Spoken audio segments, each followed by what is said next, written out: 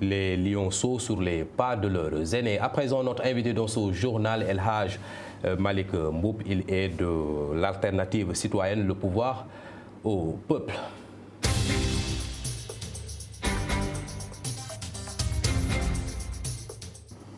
El Hadj Mansour Mboup, notre invité de ce soir, et c'est pour parler de l'actualité politique, cette offre politique de l'opposition à Macky Sall, mais aussi parler de l'international. Monsieur Mboup, merci d'être sur le plateau de Sunu Label TV. Bonsoir, Monsieur Ndiaye. Je vous remercie de la confiance que vous avez faite à notre alternative citoyenne, le pouvoir au peuple, de venir ici chez Label TV pour s'exprimer sur l'actualité nationale et internationale. Voilà, vous l'avez dit, hein, l'actualité, c'est cette affirmation de Hadjibou Soumaré qui a été Premier ministre de Abdoulaye Wade. Macky Sall aurait offert 8 millions de francs CFA à Marine Le Pen lors de sa visite. Vous avez suivi le journal avec l'intervention de Birahim Seck qui parle de vitalité démocratique. Quelle est votre position sur cette actualité-là? Bon, notre opposition, elle est un peu prudente, dans la mesure où celui qui a fait la déclaration en tant qu'ancien Premier ministre aurait pu quand même apporter les preuves sur la table qu'effectivement le président de la République a eu à remettre un tel montant, n'est-ce pas, à Marine Le Pen. Et comme vous le savez, donc, c'est une prétendante à la présidence française et vous connaissez ses positions par rapport à l'Afrique, qui sont des positions très xénophobes. Et je me garde quand même de croire que le président de la République, Macky Sall, ait pu s'aventurer à lui remettre, n'est-ce pas, une telle somme sur nos maigres deniers. D'accord, une telle somme sur nos maigres deniers. Votre formation politique s'appelle Alternative citoyenne, le pouvoir au peuple. Quels sont les fondements de cette formation politique? Les fondements de cette politique sont, de cette nouvelle alternative citoyenne sont nés du fait que nous avons constaté que depuis près d'un demi-siècle, le Sénégal a été toujours entre les mains des politiques. Et les peuples ont toujours été à la pointe du combat des conquêtes démocratiques dans ce pays. Mais les efforts et les sacrifices des Sénégalais qui même parfois ont eu à payer de leur vie pour que survienne l'alternance en 2000 et pour que survienne également le changement face à la tentative d'évolution monarchique en 2012, on voit qu'à chaque fois, les sacrifices du peuple sont sabordés par une élite politicienne qui se recycle infiniment au pouvoir et qui peine, n'est-ce pas, à satisfaire aux demandes et aux attentes populaires.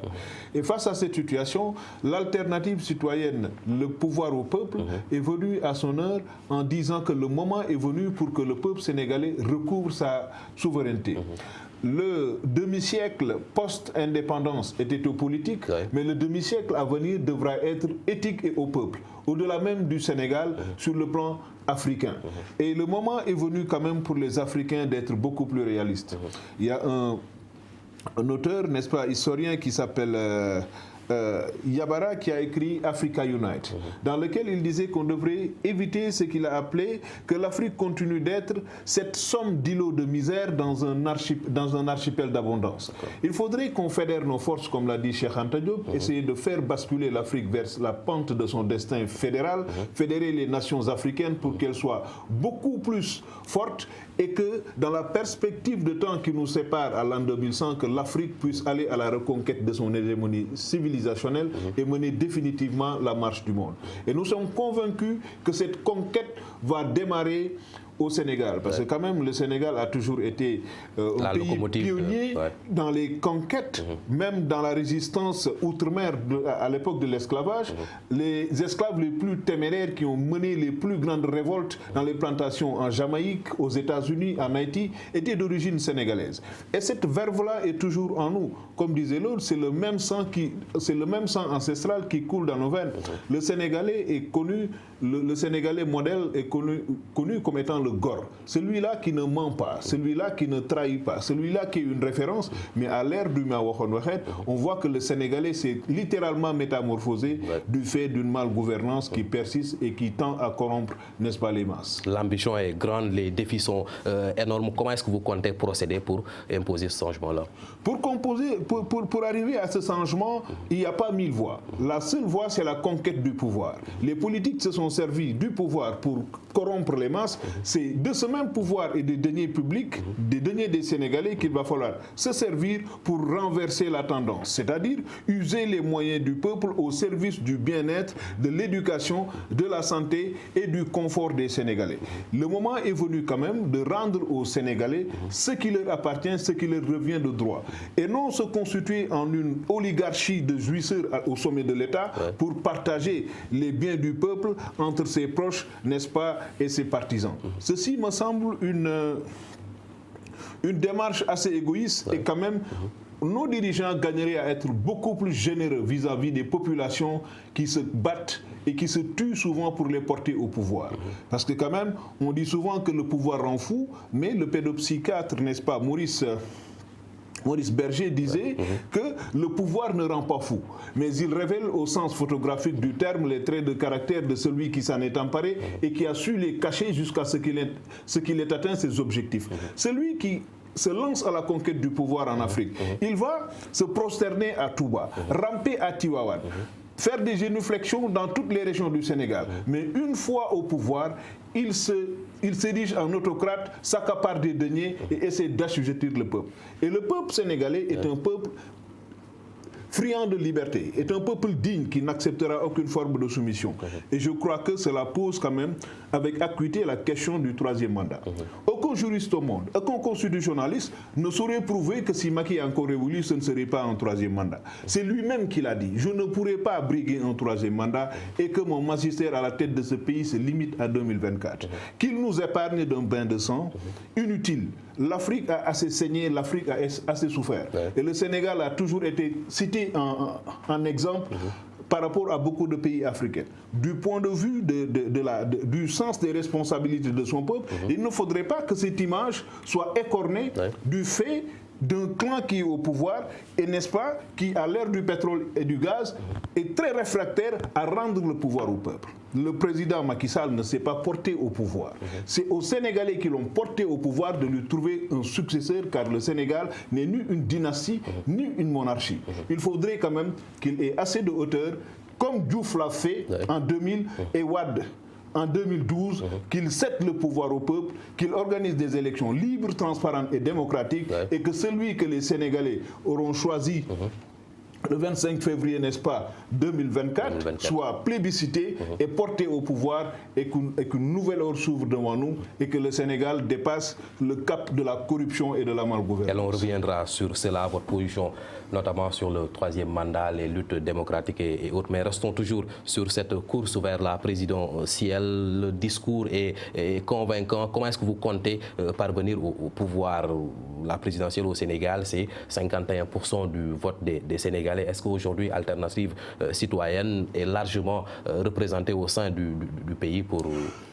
À l'heure actuelle, nous sommes dans une stratégie d'implantation. Donc, de par le passé, nous avions initié ce qu'on a appelé la jeunesse au pouvoir. Et donc, c'était une initiative citoyenne qui visait à essayer de redonner espoir à la jeunesse. Pour dire aux jeunes pêcheurs, aux jeunes ambulants, aux jeunes, n'est-ce pas, paysans, que le pouvoir est à votre portée, parce que c'est vous qui êtes les faiseurs de roi. Et le moment est venu pour les faiseurs de roi d'accéder au trône. Mais par souci d'élargir notre base, nous nous sommes dit que nous allions en faire une sorte de coalition citoyenne pour élargir notre base, pour en faire le peuple au pouvoir.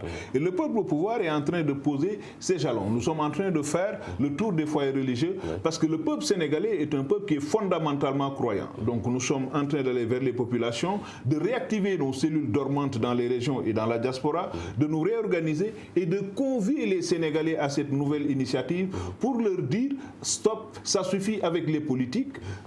Allons à la reconquête du pouvoir, de notre souveraineté hypothéquée par les politiques et exerçons le pouvoir dans le sens de notre bien-être et de notre confort.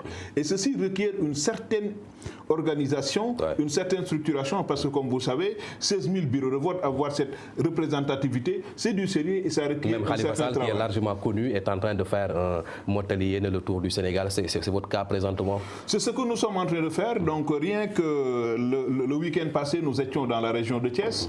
Donc le week-end à venir, nous serons à Diourbel et à Kaolack et nous ferons le tour du Sénégal. À l'issue de cette tournée, nous allons faire une synthèse de notre stratégie d'implantation et plus tard, nous allons aller à l'extérieur du Sénégal pour rencontrer les diasporas sénégalaises, pour les sensibiliser de l'impératif pour la jeunesse, le peuple et la diaspora de se donner la main comme pour se poser comme alternative à cette classe politique composée de libéraux et de socialistes qui ont échoué à toutes les échelles de la vie sociale et à qui il faudrait trouver un substitut ou bien une substitution assez valable. Et au-delà de El Hadj Mansour, Mboup, quelle est l'autre ressource humaine présente au sein de votre formation politique? Bon, nous avons des ressources humaines qui sont variées. Donc, pour le moment, j'ai été plébiscité à la tête de cette organisation, de cette alternative citoyenne, donc en tant que président. Et nous comptons aller dans cette dynamique. Mais nous avons des jeunes, nous avons des moins jeunes, comme on dit. Nous ne sommes pas pour ce qu'on appelle l'alternance générationnelle. Nous sommes pour une gouvernance intergénérationnelle parce que le Sénégal est le Sénégal de tous. Nous sommes pour une démarche inclusive où chaque Sénégalais doté de compétences et d'expérience est convié à se mettre à la table du peuple et à trouver des solutions et des consensus sectoriels dans la santé, dans l'éducation, dans la pêche, dans tous les domaines d'activité en vue que l'on exerce une bonne fois de plus ce pouvoir pour le service du bien-être et du confort des Sénégalais. Ça, c'est le programme que vous aurez à proposer aux Sénégalais, mais toujours dans la formation politique. Est-ce que c'est une coalition, c'est des partis qui sont regroupés? Comment est-ce que vous comptez aller à ce scrutin de 2024? Nous, en fait, face aux politiques, face à une opposition et un pouvoir qui tire chacun la couverture de son côté, en conviant le peuple, n'est-ce pas, à une confrontation inévitable, nous disons non, le peuple a assez saigné. Si les politiques maintenant ont envie de s'entretuer, qu'ils aillent à l'arène nationale pour s'entrebouffer. Mais quand même, qu'ils épargnent ce peuple déjà éprouvé encore d'un bain de sang inutile. Lorsque les Sénégalais se seront mis à s'entretuer, tout ce que nous combattions sera perdu. Et demain, ces puissances, comme je les appelle, ces charognards venus d'ailleurs et qui planent sur l'Afrique, vont revenir avoir la mémise sur nos ressources pendant le siècle à venir. Ne leur donnons pas cette opportunité. Organisons-nous, asseyons-nous autour d'une table et discutons. Essayons de taire nos divergences parce qu'un peuple ne se construit pas dans l'instabilité. Un pays ne se construit pas dans l'instabilité, mais plutôt dans la paix, dans la concorde et dans la cohésion nationale. Vous parlez de troisième voie. Est-ce que ce n'est pas parce que vous n'êtes pas assez perspicace, assez convaincant qu'on peine à entendre ce Macky Sall ou l'opposition à Macky Sall? Mais non, en fait... Vous êtes nombreux à tenir ce discours de troisième voie là.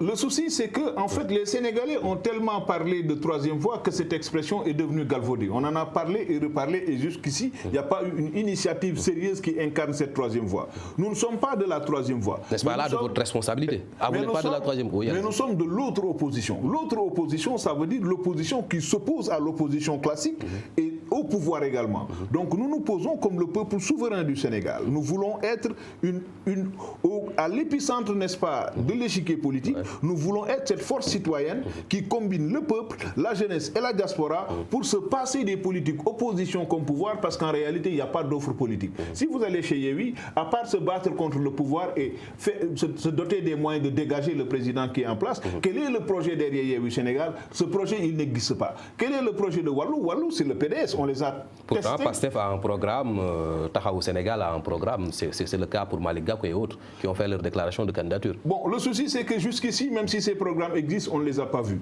Mais nous, en ce qui nous concerne, on a mis en place ce qu'on appelle le plan alternatif de gouvernance populaire. C'est quoi le plan alternatif de gouvernance populaire? On va revenir sur ce programme-là, on va continuer de parler concrètement, politiquement, comment est-ce que vous comptez aller vers ces joutes électorales-là? Est-ce qu'il n'y a pas des préalables à assainir ou même stabiliser le pays avant d'aller vers 2024? Non, vous savez, la vie d'une nation ne peut pas s'arrêter. Il faut faire tout concomitamment. Pour le moment, il faudrait qu'on essaie d'apaiser les climats de tension qui règnent entre le pouvoir et l'opposition. Nous avons une opposition et un pouvoir qui sont décidés à en découdre. Du côté du pouvoir, on ne peut pas se servir des deniers publics, s'armer pour retourner ces mêmes armes tirées des deniers publics contre son propre peuple, contre le peuple même qui t'a porté au pouvoir. Donc le projet de Macky, ou bien son magistère à la tête du pays, va connaître son terme en 2024. Pour l'opposition, il faudrait qu'ils comprennent quelque chose. Le peuple sénégalais ne peut pas éternellement servir de bouclier ou bien d'escalier pour une ascension vers le pouvoir. Il faudrait quand même que ce peuple-là soit respecté, parce que les alternances qu'il y a eu au Sénégal sont les alternances du peuple et non des politiques. Ce sont les Sénégalais qui se sont levés à chaque fois, qui se sont battus pour recouvrer leur souveraineté et mis ça entre les mains des politiques. Mais à chaque fois, leurs attentes sont trahies par ces derniers. Maintenant est venu le moment de nous battre pour nous, par nous et pour nous-mêmes. Et je crois que c'est là, dans cette perspective-là, que s'inscrit notre dynamique qui est l'alternative citoyenne, le pouvoir au peuple. Et le moment est plus que jamais venu de prendre ce pouvoir et de le rendre aux Sénégalais. Ce ne sera pas une tâche facile, nous le savons, parce que les politiques ne vont pas nous faciliter la tâche. Mais tout de même, les Sénégalais ont l'impératif devoir de s'organiser, de se structurer, les mêmes efforts qu'ils faisaient pour porter ces gens au pouvoir, qu'ils s'investissent pour leur propre compte et qu'ils exercent le pouvoir pour la construction et le développement national. Dans les combat politique, vous n'êtes pas trop absent. On voit hier, oui, l'opposition radicale à Macky Sall dans des luttes démocratiques, les libertés et autres, avec ces nombreuses arrestations, alors que vous êtes dans cette position de spectateur. Non, en fait, nous n'avons jamais été dans une posture de spectateur. Mais seulement, nous avions toujours su trouver des limites à notre engagement politique. Maintenant, le moment est venu pour nous de nous mettre à la face des Sénégalais parce que nous avons toujours, en tant que patriotes, combattu de manière anonyme. Parce que comme disait le juge Kéba Mbaye, n'est-ce pas, dans la préface de l'ouvrage de El Hadji Ibrahima Ndao, le Sénégal, histoire des conquêtes démocratiques, aux soldats, ce qui est demandé n'est pas de vaincre absolument, mais de combattre. Nous étions donc dans cette posture-là. Maintenant, nous allons être à la pointe du combat pour recouvrer la souveraineté populaire. Et comme je l'ai dit tantôt, le moment est venu d'exercer le pouvoir pour le bien-être et le confort des Sénégalais, parce que nous disposons de suffisamment de ressources humaines et matérielles pour construire notre pays. Le Sénégal n'a pas besoin d'aller tirer ses moyens ailleurs. Nous avons toutes les ressources nécessaires. On en a tellement parlé que moi-même j'ai la flemme d'en parler. Nous avons toutes les ressources requises. Nous avons les meilleures ressources humaines au monde et la jeunesse sénégalaise, vous en savez quelque chose, elle est à l'extérieur comme à l'intérieur est surqualifiée. Il faut mettre ce potentiel-là au service du développement national. Si les Sénégalais sont motivés, si la jeunesse est motivée, si la jeunesse est formée à la base, parce que je me dis que dans un pays qui entrevoit de se développer, l'éducation ne peut pas être un luxe. Elle doit être accessible à tous. Si vous voyez, là, vous parlez programme, qu'est-ce que vous proposez concrètement dans le secteur de l'éducation, par exemple?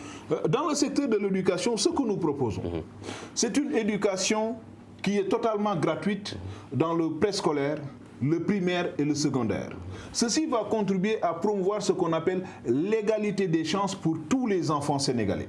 Donc le coût de l'éducation est un pesant fardeau pour des parents déjà qui peinent à faire face à leur charge sociale. Les inscriptions sont juste à 1500 francs dans l'élémentaire. Oui, dans l'élémentaire, mais vous savez, maintenant les Sénégalais n'envoient presque plus leurs enfants à l'élémentaire. C'est ce qui manque de moyens qui le font. Et aujourd'hui, à notre époque, l'élémentaire avait un certain prestige.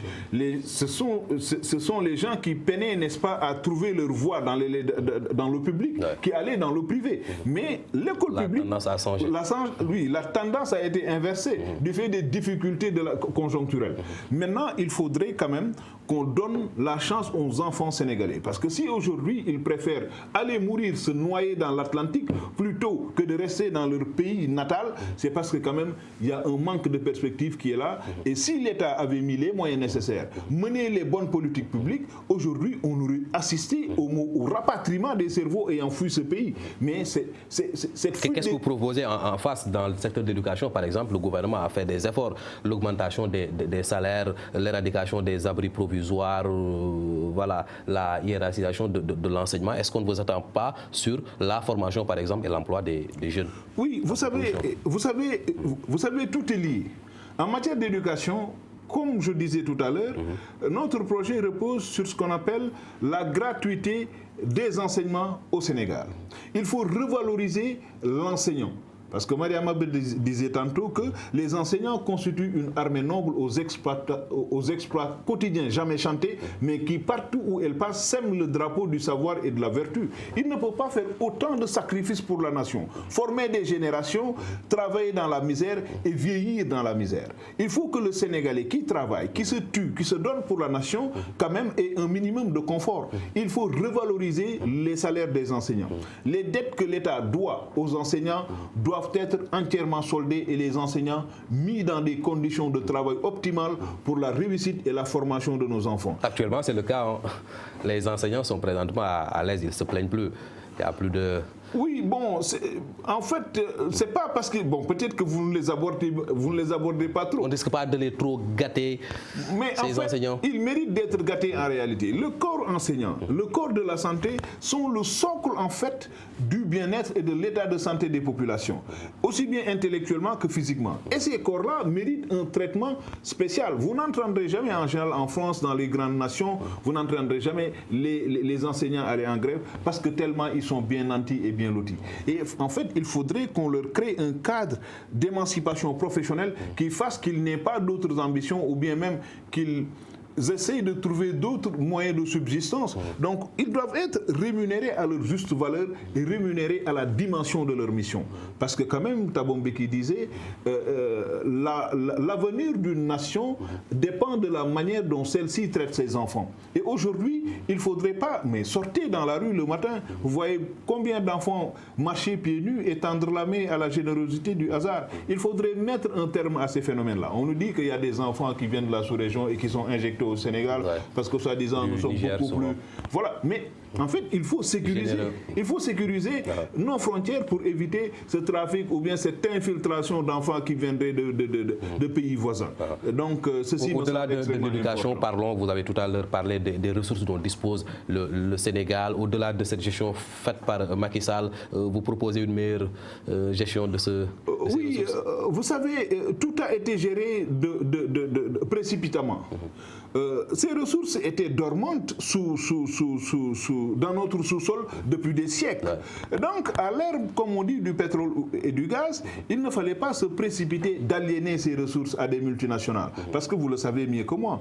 Eux, c'est des multinationales, donc c'est l'idéologie capitaliste. C'est de faire le maximum de profit en dépensant le moins possible. Aujourd'hui, lorsque vous vendez, vous confiez votre eau à Suez. Lorsque vous n'est-ce pas, sous-traitez ou bien que vous donnez céder partiellement l'exploitation de l'énergie électrique à certaines entités qui se retournent pour vendre ça à la Sénélec. Lorsque vous aliénez la Sonatel à des multinationales, vous savez que les multinationales sont mues, sont motivées par la recherche effrénée de profit. Donc, ils recrutent moins que si ces entreprises-là étaient entre les mains de l'État. Et lorsque vous aliénez votre propre patrimoine, vous envoyez votre progéniture en servitude vers des multinationales. Est-ce que c'est le cas? C'est des conventions qui ont été signées entre le Sénégal et des multinationales. Et nous sommes majoritairement dans ces contrats-là, contrairement à ce qu'on nous a servi par l'opposition. Bon, vous savez... C'est pas 10% exactement. Vous savez, le souci, c'est qu'en fait, il a fallu que des voix s'élèvent pour que ces contrats soient mis à nu. Les Sénégalais n'avaient pas besoin que, n'est-ce pas, que la rumeur soit soulevée pour être informés. Donc, de prime abord, les Sénégalais devraient savoir qu'on avait tant de ressources à tel endroit, et voilà l'exploitation qu'on allait en faire. Il fallait en faire une gestion inclusive des populations par rapport à ce qui concerne leur patrimoine, parce qu'il est dit clairement dans notre Constitution que les ressources naturelles appartiennent au peuple et que leur exploitation doit être faite dans l'intérêt de ces derniers. Donc, par conséquent, il y a une gestion, comme j'ai dit, un peu anticipée de ces ressources-là. Et si on avait pris le temps requis, comme les pays scandinaves, en Norvège, ils ont du pétrole et tout le monde s'en sert extrêmement bien. Et c'est le confort partout. Mais allez-y à Tamba, là où sort l'or, allez-y à Diogo, là où le zircon est exploité. Mais c'est la misère totale, c'est la misère à tous les niveaux. À Tamba, à Kédougou, ils peuvent rester pendant 24 heures, 48 heures sans eau. Et on ne peut pas, dans une cité, exploiter de l'or et avoir des populations aussi misérables. Les ressources de l'Afrique doivent servir aux Africains prioritairement avant de servir aux autres. Et le principe du partenariat gagnant-gagnant, moi je n'y crois pas trop. Je suis pour le principe du partenariat privilégié. Il faudrait qu'on mette nos intérêts avant tout autre intérêt. Comme le disait Donald Trump, America first does not mean America alone. Donc Amérique d'abord. Quelles que soient les relations avec n'importe quel pays, les intérêts des États-Unis passent devant. En matière de ressources et de patrimoine national, les intérêts du Sénégal... Est-ce que la dépendance de nos pays-là, pays pauvres, endettés, permettent cette indépendance-là? Mais effectivement, vous savez, c'est ce que le président Abdoulaye Wade appelait le couple infernal, c'est-à-dire l'aide et la dette. Ouais. Et pauvre celui-là qui peine à vivre avec ses propres moyens, qui en plus de ça est endetté. Il faudrait que l'on essaie de désendetter le Sénégal. Et je crois que dans notre politique, il y a une stratégie qu'on a appelée la stratégie de désendettement du Sénégal. Parce que tant que le poids de la dette pèsera sur nous, avec l'inflation, avec la pauvreté de notre monnaie, cette dette sera cette corde qui va nous saigner le cou éternellement. Et le moment est venu pour nous de nous affranchir du dictat de l'aide et de la dette, parce que l'Afrique, en tant que continent, ne peut pas être le continent le plus riche sur le plan des ressources humaines et sur le plan des matières premières et marcher et fermer le peloton de la marche du monde. Et là, le secteur de la santé, là aussi, c'est une forte demande des sociétés sénégalaises. Est-ce que là aussi, il y a espoir qu'on peut redynamiser ce secteur-là? Bon, vous savez, la santé est un impératif pour le développement d'une nation. Oui. Ce que devrait faire l'État, et on l'a dit, nous, comme je vous ai dit, en plus de la gratuité de l'éducation, la santé devrait être gratuite pour, en fait, tous les enfants sénégalais qui sont âgés de 0 à 10 ans. Ce n'est pas une charge supplémentaire pour l'État? Non, ce n'est pas une charge. Si vous voyez les dépenses futiles que l'État fait, l'État a mis 1000 milliards pour la Covid en une année. Où est passé cet argent? Cet argent a passé entre le riz et l'huile. Le souci n'est pas de se remplir la panse éternellement. Vous savez, ce qui développe un pays en réalité, c'est le savoir. Toute cette technologie qui nous vient de l'Occident, mais ce ne sont pas des peuples qui dorment qui arrivent à ces résultats-là. Il faudrait que les Africains se réveillent leur potentiel humain. Le potentiel humain, ce n'est pas le ventre, mais c'est plutôt le cerveau, c'est la tête. Thierno Souleymane Baal, dans la révolution du Taureau l'a dit, le savoir est la plus puissante des armes. Cheikh Ahmadou Bamba, mais quoi qu'on puisse dire de lui, mais attendez, Touba est un creuset de savoir, c'était un centre de savoir. Si vous allez à Tivaouane, Cheikh Sidi Hadji Malick était un intellectuel émérite. Vous allez à Kaolack, à Yoff, à Mambaïlaï, mais c'était tous des érudits de l'islam, parce qu'ils étaient des hommes de science et de savoir. Cheikh Anta Diop également l'a dit à tous les Africains, armez-vous de science, parce qu'il avait déjà pressenti que l'avenir du monde résidait dans la maîtrise des savoirs et des sciences. Et aujourd'hui, nous sommes devant le fait accompli. Et l'Afrique et les Africains sont les plus impréparés de la Terre. Et moi, je suis persuadé que si les Africains décident de se mettre autour d'une table, de discuter, de tomber d'accord sur un consensus pour la construction de notre continent, mais de manière fédérale, Cheikh Anta Diop l'a dit, vous avez vu récemment ce qui se passe en Tunisie, ces actes barbares et xénophobes contre les populations noires. Cheikh Anta Diop parlait déjà de ce qu'on appelle les États-Unis d'Afrique noire. Ceci me semble fondamentalement. Et nous sommes allés même au-delà de Cheikh Anta Diop. On n'a pas parlé des États-Unis d'Afrique noire, mais nous avons parlé de la nation africaine unie. Il faut faire de l'Afrique une seule nation, comme le disait Marcus Garvey. One nation, one God, one aim. Et je crois que c'est là que Senghor s'est inspiré pour nous trouver comme devise un but, un peuple, une foi. Et c'est largement à l'image du peuple sénégalais. On va toujours rester dans le secteur de la santé. Est-ce que vous qui êtes les politiques là, quand vous proposez ces initiatives-là pour réparer des maillons qui ne marchent pas dans certains secteurs, vous ne fuyez pas le débat sur les efforts qu'il faut faire sur la ressource humaine? Parce que le véritable problème dans le secteur de la santé, c'est le personnel sanitaire. Vous savez, partout dans le monde, vous trouverez des médecins ou bien des membres du corps médical sénégalais. Parce qu'en fait, les ressources humaines en matière de santé sont extrêmement rares. Donc il faudrait quand même, comme je vous l'ai dit, le pilier en fait c'est l'école, c'est l'éducation. Nous devons évaluer nos besoins en matière de santé et nos besoins. Nous avons besoin de combien de docteurs, combien d'infirmiers, combien de sages-femmes et motiver la formation de ces gens-là en donnant des bourses, en offrant à nos jeunes, à notre jeunesse, à nos étudiants la possibilité d'aller acquérir des savoirs ailleurs que nous n'avons pas ou des compétences ailleurs et de revenir. C'est ce qui est fait, hein? Les médecins sont privilégiés, on leur octroie des bourses pour aller étudier. Au retour du Sénégal, ils refusent d'aller soigner les populations de Tambacounda, par exemple. Oui, mais vous savez, c'est juste une question de motivation. Vous savez, lorsque vous concentrez les ressources du pays dans la capitale, les gens auront tendance à affluer vers Dakar. Il faudrait que l'État aussi ait cette politique-là de décentralisation des compétences. Lorsque, en tant que médecin, vous acceptez d'être médecin du district sanitaire de Saraya, que ça soit accompagné avec les avantages qui s'y est. Et cela va les motiver pour aller à l'intérieur du pays, aller servir n'importe où, parce que de toute façon, les avantages seront les mêmes, voire même plus prestigieux pour ceux-là qui accepteront les blouses blanches, qui accepteront d'aller servir dans les zones reculées du pays. C'est juste une question d'émulation des ressources humaines et de motivation. D'accord, on continue de parler économie. Ce secteur est laissé aux, je dirais pas aux étrangers, mais les Sénégalais ne sont pas directement impliqués dans l'alimentaire, par exemple. Là, est-ce que vous proposez une alternative pour qu'on puisse maîtriser cette chaîne de valeur? Voilà, nous sommes pour ce qu'on appelle une perspective endogène pour un développement autofinancé et auto-entretenu. Qu'est-ce que cela veut dire concrètement? Aujourd'hui, nous savons qu'au Sénégal, nous avons besoin de riz. Il y a ce qu'on appelle le SRI, c'est le système de riziculture intensif. Aujourd'hui, on pratique la riziculture au nord à Saint-Louis et au sud en Casamance, ainsi que vers la Gambie dans le bassin de l'Anambé. Mais la ressource, n'est-ce pas, l'eau n'est pas, l'eau est certes essentielle, mais nous avons besoin d'eau, de terre et de soleil pour accroître notre rendement en matière de production de riz. Une usine de riz coûte 15 millions d'euros. 15 millions d'euros, c'est 10 milliards de francs CFA. Qu'est-ce qui empêche à l'État du Sénégal d'implanter une usine de riz au nord à Saint-Louis, une usine dans le centre et une usine au sud du Sénégal? Cela nous fait 3 usines et ça génère énormément d'emplois directs et indirects. Donc tu résous 2 problèmes à la fois. Tu résous le problème de l'autosuffisance alimentaire, tu résous le problème de l'employabilité des jeunes et également tu résous le problème de la balance commerciale qui est déficitaire du fait de l'excès d'importation. C'est ce que fait le SAED, mais c'est les populations qui refusent par exemple de consommer le riz local, ils préfèrent le riz importé de Chine et de Taïwan. Oui, vous savez, lorsque nos paysans produisent du riz et que nous continuons à en importer, il est tout à fait normal qu'ils se retrouvent dans une situation de mévente. Mais si nous savons par exemple que nous avons des besoins en riz qui s'estiment à 1 million de tonnes, le Sénégal, si nos paysans arrivent à produire 500 000 tonnes de riz, mais en fait, on limite les importations à 500 000. Nous serons sûrs que les populations vont consommer le riz local. Et le riz local est d'excellente qualité. Et c'est ça le riz qui vient de Saint-Louis. Chez moi, c'est ce que je consomme.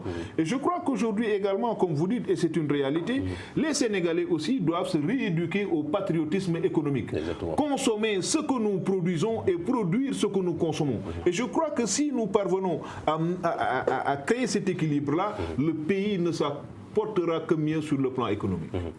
Vous êtes candidat en 2024, avant de parler de l'international? Oui, c'est notre intention. Parce que moi, en fait, j'aime réfléchir en termes de convergence de vues.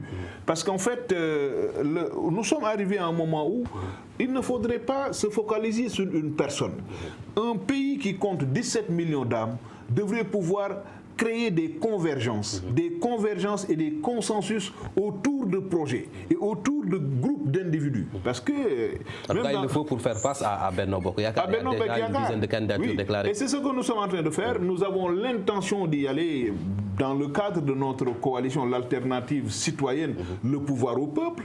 Et donc, si les Sénégalais nous soutiennent, et s'ils nous soutiennent en termes d'acquisition de parrains, nous comptons aller briguer les suffrages des Sénégalais et leur prouver qu'il y a des Sénégalais qui aiment ce pays, il y a des Sénégalais qui sont à l'extérieur, qui sont prêts à tout laisser et venir sacrifier ce qu'ils ont de compétences et de moyens pour en fait mettre le Sénégal définitivement sur les rails du développement et n'est-ce pas contribuer à la réalisation de ce que j'ai appelé tout à l'heure la nation africaine unie.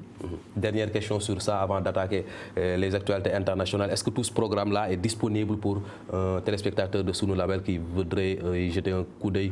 Oui, pour le moment, en fait, le programme, il est quasiment ficelé. Au sortir du Ramadan, nous sommes en train de préparer... On est à moins d'1 an de la présidentielle. Oui. Ah bon, nous sommes à quelques encablures du mois de Ramadan. Donc, c'est un mois d'accalmie et d'apaisement, donc de recueillement. Et au sortir du Ramadan, c'est-à-dire d'ici au mois d'avril, à la fin avril, début mai, nous comptons organiser un congrès national qui va...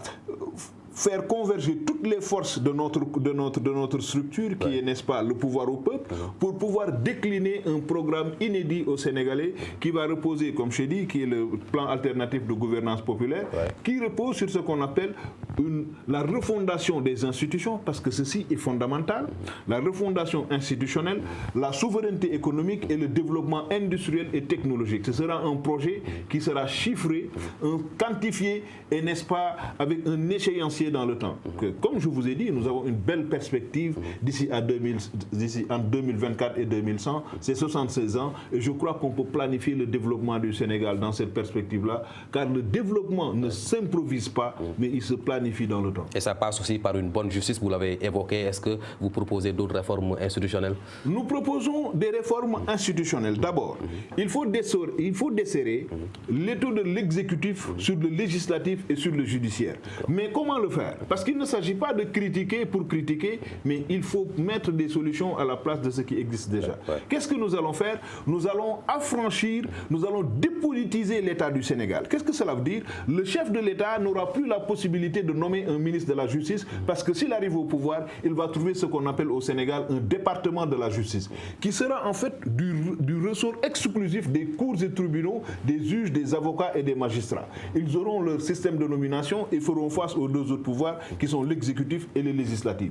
Donc le président de la République n'aura pas la possibilité de nommer ou d'influencer le ministère de la Justice, parce qu'au Sénégal, on aura ce qu'on appelle un ministère de la Justice. L'éducation aussi ne saurait pas faire... C'est pas un pari risqué, ça? C'est pas un pari risqué. Vous savez, la démocratie a un prix.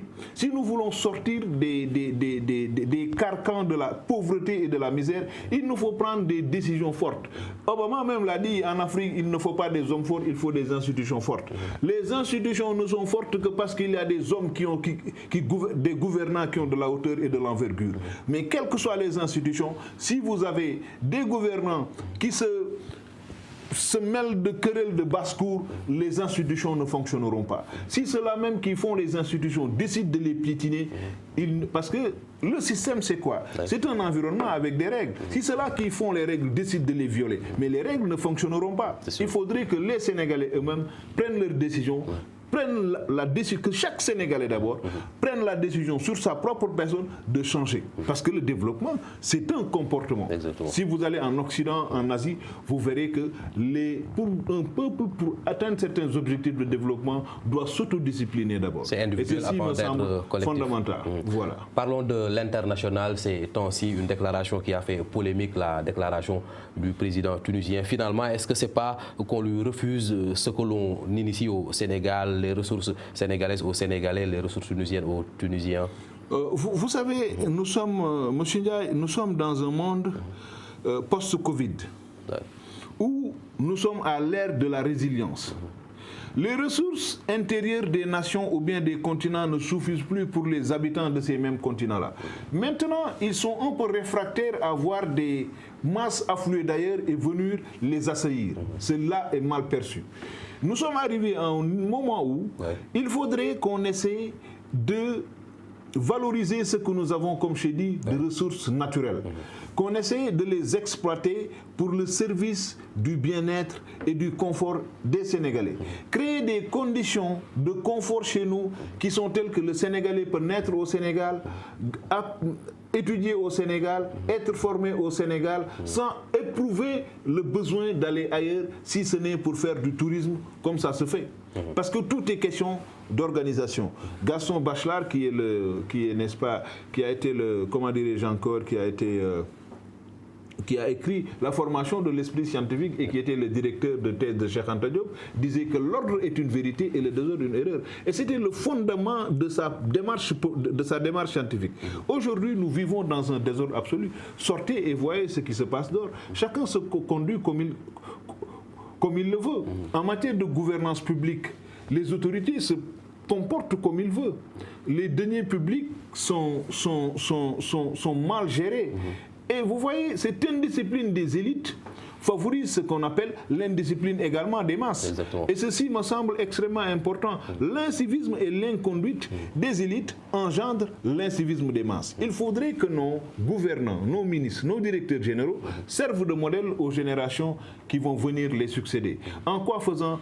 En bien gérant les deniers publics, en les mettant là où il faut. Et je crois qu'avec un budget quand même de 6 400 milliards, dépasser sur une année devrait avoir un impact visible par tous les Sénégalais et un impact positif sur la vie des Sénégalais. On en saura quelque chose avant la fin de l'année. Dernier point sur l'international, au-delà de ce sentiment anti-français, souvent initié par des activistes de la junte, souvent au pouvoir dans la région ouest africaine. On a vu récemment lors de la visite d'Emmanuel Macron qui s'est dit tenir un discours véridique de vis-à-vis face à Emmanuel Macron. Est-ce que ce n'est pas risqué face à ce rôle-là joué par la France pour sécuriser nos pays?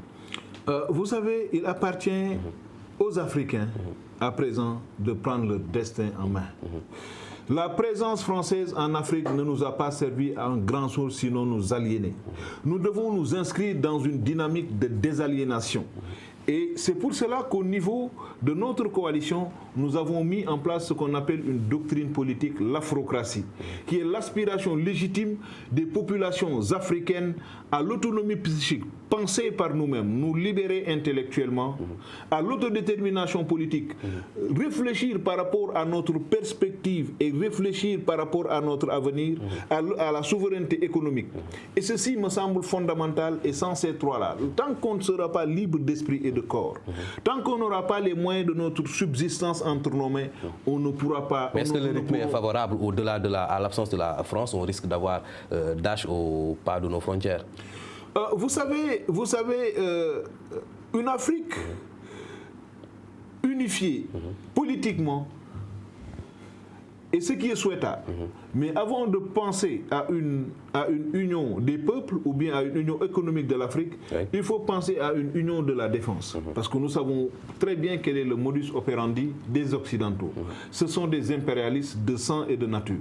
Lorsque n'est-ce pas, vous essayez de vous affranchir de leur dictat, ils vous imposent le terrorisme. Le terrorisme, il est d'Occident. Ils ont mené les plus grandes guerres. Ils ont déstabilisé l'Asie, ils ont été à l'origine de l'esclavage, ils ont été à l'origine de la colonisation, ils ont jeté des bombes atomiques sur Hiroshima et Nagasaki, ils ont déstabilisé le Moyen-Orient. Et ce sont ces gens-là qui viennent nous apprendre la déontologie et la démocratie. Comment est-ce que des gens qui ont commis autant de crimes au cours de l'histoire de l'humanité et qui sont en train de mener actuellement en Ukraine la plus barbare des guerres modernes, peuvent-ils nous servir d'exemple? Le moment est venu pour les Africains de rompre le cordon ombilical. Et je crois qu'une union sous-régionale entre le Sénégal, le Burkina, le Mali serait quand même extrêmement pertinente pour nous affranchir définitivement du joug de la France. Il y a un prix à payer, mais pour se libérer, il n'y a pas de prix. Nous devons être prêts à tout pour recouvrir notre souveraineté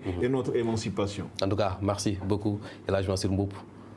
Merci Khalifa de me permettre, n'est-ce pas, de me prononcer sur le projet politique de l'alternative citoyenne, le pouvoir au peuple, et également de me permettre, n'est-ce pas, de m'exprimer sur l'Afrique et sur le reste du monde. Voilà. Je vous remercie. Merci aussi à vous, El Hadj Malick Mboup de Alternative citoyenne, le pouvoir au peuple, qui était notre invité dans ce journal. Merci de nous avoir suivis. Demain 20h. Bonsoir.